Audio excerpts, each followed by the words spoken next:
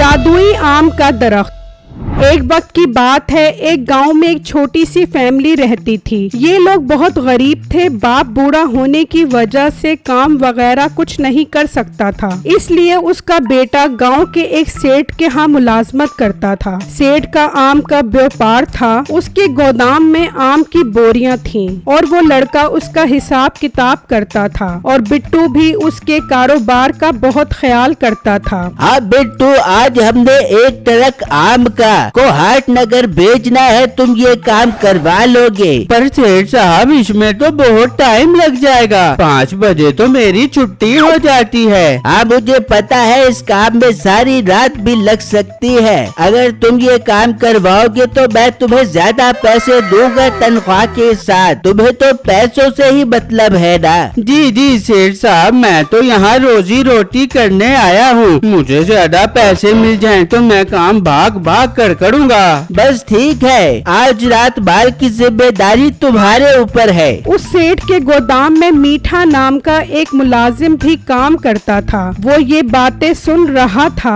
ये सेठ बहुत सियाना है, सारे रोजी वाले काम इसे बता देता है और गंदे मुफ्त वाले काम मेरे सर पर डाल देता है। मैं जाकर इससे बात करता हूँ। फिर मीठा उसके पास आता है। सेठ साहब, ये अच्छी बात नहीं है। वो कोई काम करे तो उसे एक्स्ट्रा पैसे देते हो और मैं कोई काम करूँ तो मुझे फूटी कौड़ी भी नहीं देते। मीठे, ये काम बहुत हसास है। सारी बोरियों का हिसाब रखना कोई आसान काम नहीं है। एक बोरी भी इधर उधर हो गई तो सारी जिम्मेदारी बिट्टू के ऊपर आएगी। ये बात सुनते ही मीठे के जहन में एक आइडिया आता है। जी सेठ साहब, आप बिल्कुल ठीक फरमा रहे हैं। मैं अपने अल्फाज की आपसे माफी चाहता हूँ। बिट्टू, तुम ठीक से काम करना। मेरी छुट्टी का टाइम हो गया है, मैं अब चलता हूँ। ये कहकर मीठा वहाँ से चला जाता है और गोदाम से बाहर आकर सोचने लग जाता है। आज रात बहुत अच्छा मौका है। आम की 2 बोरियां मैं अपने घर ले जाऊंगा और सजा ये मोटा बिट्टू भुगतेगा।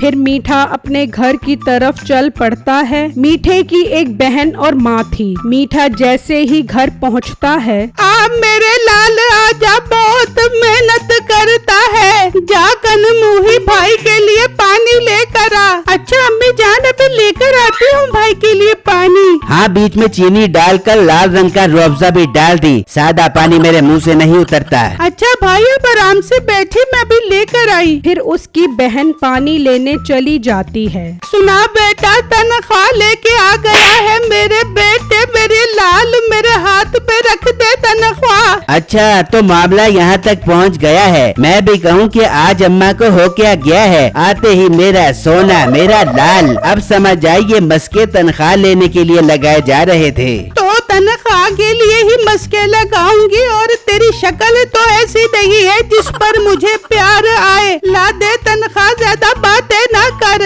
ओ अम्मा, ज्यादा परेशान मत हो, तुझे तनख्वाह भी मिल जाएगी और आज रात को 2 आम की बोरियां भी मिल जाएंगी। सारा दिन अपने बगैर दांतों वाले जबड़ों से आम चूसती रही। क्या आम की 2 बोरियां? ले आ बेटा, काफी टाइम हो गया है आम चूसे हुए। फिर जब रात होती है तो मीठा अपने दोस्त के पास जाता है। हाँ बेटे, इस टाइम क्यों आया है मेरे पास? भाई, तेरे लिए एक बहुत अच्छी ऑफर लेकर आया हूँ। कैसी ऑफर? अगर अच्छी है तो बता। फिर मीठा उसे सारी बात बताता है तो वो ये बात सुनकर खुश भी होता है और परेशान भी। अरे भाई, अगर पकड़े गए तो तू जानता है वो सेठ कितना खतरनाक है। वो तुझे और मुझे दोनों को खोता बना कर मारेगा। तू उसकी परेशानी छोड़, जो कह रहा हूँ उस पर अमल कर। अगर आम की बोरी लेनी है तो। यार, आम की बोरियां तो लेनी है मैंने। मीठे मीठे आम मुंह से मैदे तक जाते हुए किसे बुरे लगते हैं। बस फिर तैयार हो जा, वो माल लोड करवा रहा होगा। हम दोनों मौका देखकर वहाँ से 3 बोरियां उठा लेंगे। फिर वो दोनों गोदाम में आते हैं और एक जगह छुप जाते हैं और मौका देखकर आम की एक बोरी उठाकर बाहर आ जाते हैं। यार, ये पहली बोरी मैं अपने घर लेकर जाऊंगा, फिर तेरी बोरियां तेरे घर पहुंचाऊंगा।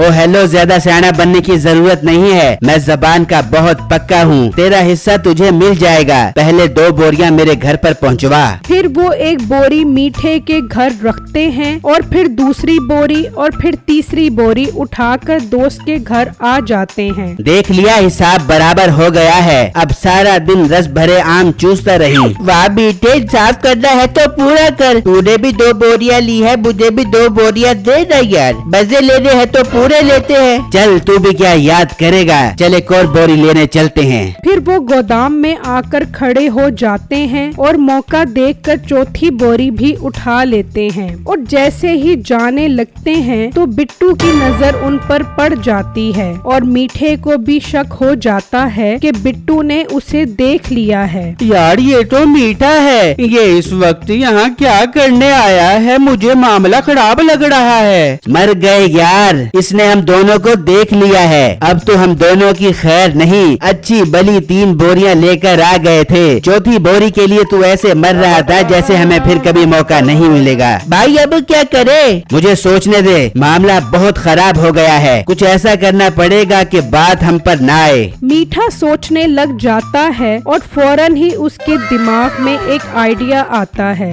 और वो दोनों बिट्टू के घर के बाहर आते हैं और वहाँ गड्ढा करके वो आम की बोरी उसमें डाल देते हैं और वहाँ से चले जाते हैं। अगले दिन सेठ साहब को फोन आ जाता है कि आपने जो माल भेजा है उसमें 4 बोरियां कम हैं। सेठ गुस्से में गोदाम आकर सबको बुलाता है और बताता है कि रात को जो माल भेजा है उसमें 4 बोरियां कम हैं। बिट्टू का फौरन मीठे पर शक जाता है और उससे पहले कि बिट्टू सेठ को सब कुछ बताता, मीठा बोल पड़ता है। सेठ साहब, मैं जानता हूँ वो बोरियां कहाँ पर हैं। मीठे, कहाँ पर है वो बोरियां? सेठ साहब, आप जिसे हमदर्द समझ रहे हो वो असल में आस्तीन का सांप है। मीठे, बात मत घुमाओ, बताओ वो कौन है? सेठ साहब, ये मोटा बिट्टू, इसने वो 4 बोरियां गोदाम से चोरी की हैं। मुझे कल रात आपके गोदाम की फिक्र में नींद नहीं आ रही थी तो मैंने सोचा गोदाम की हिफाजत करने के लिए आ जाऊं। तो मैंने देखा कि ये मोटा एक एक बोरी करके अपने घर पहुंचवा रहा था। सेठ साहब, ये झूठ बोल रहा है, वो बोरियां मैंने नहीं, इसने चोरी की हैं। बस मोटे बस, पता नहीं लोग झूठ भी कितनी डिटाई से बोल लेते हैं। सेठ साहब, आप चलो मेरे साथ, मैं आपको दिखाता हूँ। फिर वो बिट्टू के घर के बाहर खुदाई करते हैं तो वहाँ आम की बोरी निकलती है और एक आम बोरी में से निकलकर उस गड्ढे में गिर जाता है। देख लो सेठ साहब, अभी एक बोरी निकली है इसके घर के बाहर से और बाकी 3 बोरियां इसने बेच दी होंगी। बिट्टू, मुझे तुमसे ये उम्मीद नहीं थी। 3 बोरियों के 20,000 रुपए और जो तुमने 50,000 मुझसे कर्जा लिया था, कुल 70,000 रुपए मुझे 2 दिन में मिल जाए, वरना पुलिस के पास जाने के लिए तैयार हो जाओ। फिर वो सब वहाँ से चले जाते हैं। बिट्टू के माँ बाप उसे बहुत तसल्ली देते हैं लेकिन उसकी परेशानी कहाँ कम होनी थी, क्योंकि उसने 2 दिन में 70,000 जो वापस करने थे। इसी परेशानी में रात हो जाती है और वो सो जाता है। फिर जब वो सुबह उठता है तो देखकर हैरान रह जाता है कि वहाँ एक बड़ा सारा जादुई आम है जिस पर एक टूटी लगी हुई है।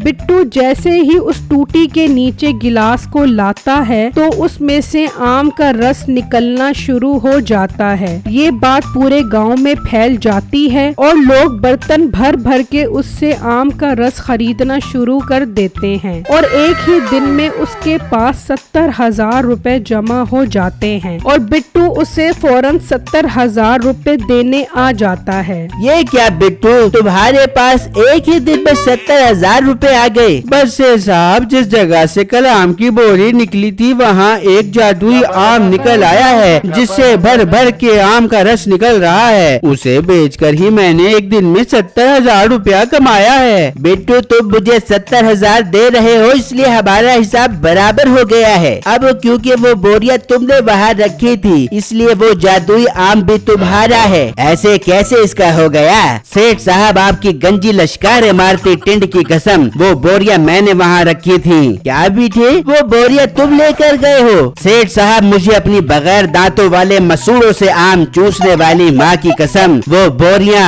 मैंने वहाँ रखी थी इसलिए वो जादुई आम मेरा है। देख लिया सेठ साहब, अब लालच में आके ये कैसे सच बोलने लग गया है। मैं जा रहा हूँ, अब जो सजा देनी है इसको दे देना।